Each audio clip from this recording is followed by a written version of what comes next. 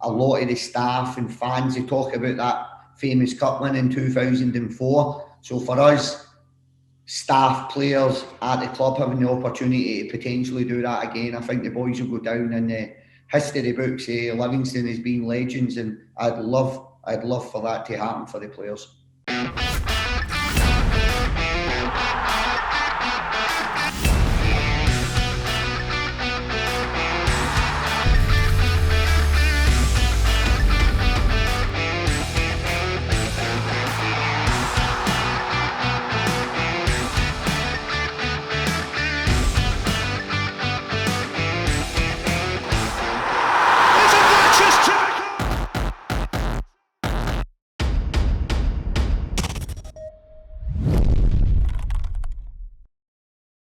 How have the preparations been going ahead of the final? Very normal, to be honest. We've kept a very normal week. I'm not really want to spook the boys too much by doing anything different. So it's a very normal week here. Keeping the structure and the process the same as any other week.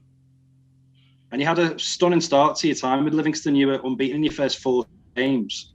How important was it to build that momentum? And obviously, has it had a knock-on effect in getting to the final? Yeah, the final played a part in the 14 games unbeaten, so no doubt the momentum was absolutely huge for that.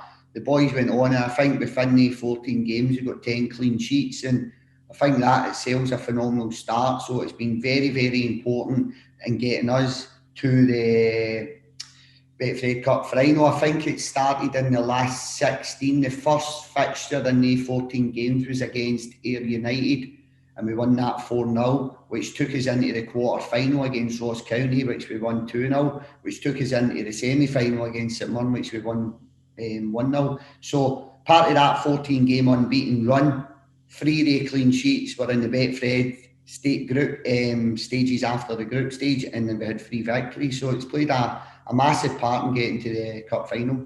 And what's been your highlight of the run personally?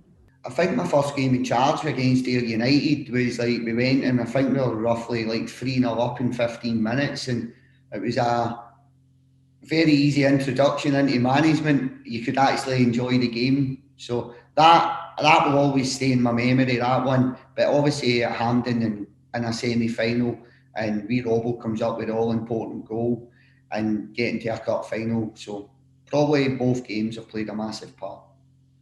And your actual first defeat came against St Johnstone. Do you feel you learned a lot from that experience, or was it just business as usual for you?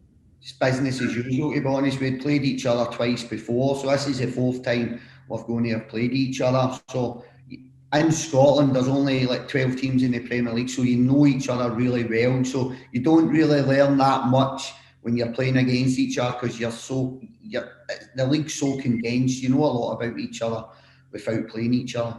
And in previous interviews, you talked about your journey here, your time in prison, but since then you've earned a degree, and now you're managing in a League Cup final, and that's massive inspiration to a lot of people. Yeah, hopefully. I didn't really see it that way myself, to be honest, but sitting back and reflecting on it now, and all the letters and all the positivity on social media, I think people have took inspiration from the story. And obviously, you've worked your way up at Livingston. I read that you've started volunteering just 2 days a week at first, just simple, putting the cones out. Did you ever envisage that your football career would take you to a league? No, not at all. Not at all. At no point when I came into Livingston Football Club did I envisage that one day I would be taking the team to a cup final and I would be the manager. So, no, I never thought about that once. And you said before that your first defeat is just business as usual, and I get the impression that that's your outlook a lot, and you've already said that you won't be wearing a suit for the final. I'll not be wearing a suit. Got into trouble for my wife for that one, actually. So, I'll not be wearing a suit. If I was to turn up with a suit on, the boys would be like, what's going on? What's happening here? So I'll keep everything very normal. When we were on that incredible run of games, the 14 games unbeaten, we didn't do anything different. We don't go too high and we don't get too low when we lose game of football. And I think we've created an environment, a very stable environment at Livingston that allows the boys to focus on the next game. And that's what very much I'm all about myself. Do you have any superstitions at all, or is it just all about you, the players, training? Is it very simple for you, very you stick to the basics and you do what you do well, or is there anything else that comes into play? No, I'm not superstitious at all, to be honest. No superstitious. It's not something I give much thought to. But I trust the process that I've installed at Livingston. We put a lot of detail. Everybody says hard work in Livingston. They don't appreciate the level of detail we go into in training and coaching on a daily basis. The boys come in, they work extremely hard. We work the boys extremely hard at the club. I've got a fantastic backroom staff, absolutely incredible. They've all been in place in my 7 years at the club, bar Foxy, who's come in of late when Gary left. So I've got a lot of trust in the backroom department, and I think the boys have got to take a lot of credit. We've got a great bunch of boys, and Superstition doesn't come anywhere near it, to be honest. And the victory will be Livingston's first in the League Cup for 17 years. What would it mean to yourself and to the people who follow the club as well? I think the fans, the players, the staff, the sponsors, the directors, all these people at the football club, it would be absolutely incredible to do that for them. It would be brilliant to give the fans something to cheer about. They've not been into football games this season, but I'd be personally delighted if I'd see it as maybe a little bit of payback to the directors and the owners of the football club. If I can help Livingston Football Club lift a major trophy, it was a wee bit of payback for the faith that they've shown in me. And in modern football, survival is key for so many clubs, but a cup win as well can propel you forward many steps, can't it? Yeah, but we've got to be wary of that. But that's something we'll probably revisit on Monday morning, because you've got to think of the aspects of a cup defeat. So you've got to think of the two different permutations there. A cup defeat can do the opposite to you. So that's probably something we'll sit and talk about on Monday morning after the game. But you're right, a cup win could just take you on another incredible run of hopefully unbeaten games. But you're hoping that in a cup defeat is not going to have the adverse effect. And again, I'll go back to the environment at Livingston. That's why we've got a stable environment. It's a stable environment, but you're right, a cup win could do wonders for the rest of the season. And with your outlook, David, have you studied other managers and other coaches and how they do things, or is this very much your way, how you think is best? Has this always been in you, in your career?